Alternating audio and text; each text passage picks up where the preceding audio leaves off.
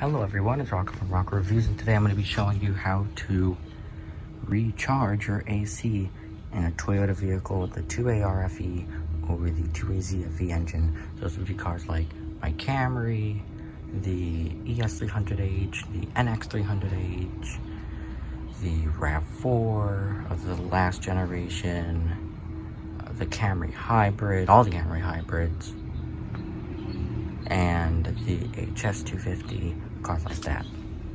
So there are two places to sort of charge the AC system. You want to do it in a low pressure side. There's a high pressure side right here and a low pressure side over here somewhere.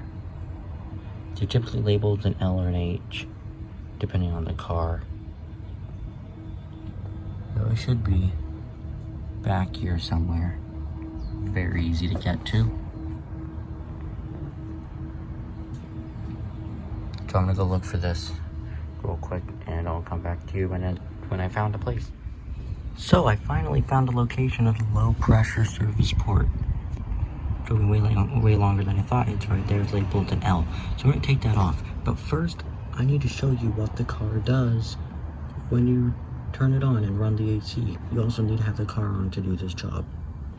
So, here it is. Use the refrigerant and the hose. I gotta get the California compliance because I live in California. Ridiculous. It doesn't really make a difference. They say it does, but it doesn't. It doesn't really matter which one you get, as long as it's the right kind. So this is 134A for HFC or R134A. Most cars take these. So we're going to start it up and I'll show you what it does.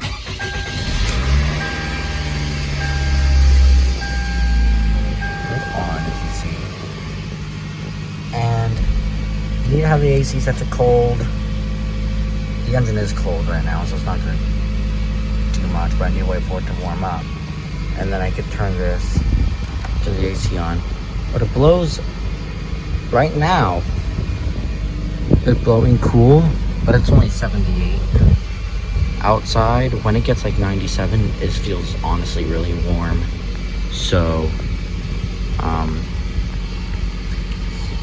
gonna have to fix this. I'm gonna see what it reads when I hook up the gauge, and if it doesn't need to take anything, then it'll be fine. But it's been blowing pretty warm. It blew warm yesterday with a warm engine, so it could be because it's like pretty cool outside. Cool. So if I turn the AC off, it's just a fan. And you turn it on. So it depends on what car you have, how this works. When you actually do the recharge, you need to have it set to.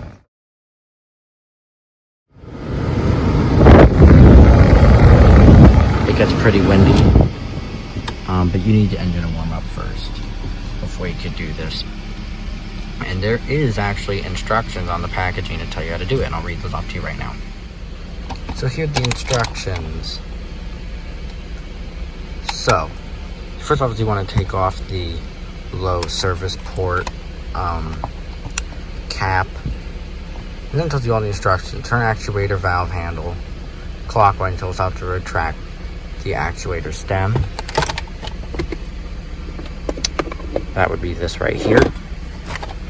At least it should be. And then attach the valve assembly to the hose on top of the refrigerant can. So that's this part right here. And then you start the engine, and you also have a sliding ring, and you pull that back so you can attach it. So this would be attached to your low side service port, not your high side. It wouldn't even fit anyways. So what you do is you pull it on like this, you attach it, let go, and tighten it. Start the vehicle's engine, you set it to max cool. If you have a hybrid, like an NX300H or an HS250H, something like that, you want to make sure that your AC is not set to eco. You want it on regular AC. If your car is a sport mode, you know, like the IS and the NX, it's down here, you turn it to sport mode to make sure that the engine stays on. If you have a Prius or something, or a Camry hybrid, put it in power mode and then set the AC to max. make sure that actually is lights up as AC, and you need to have it on for it to light up as AC.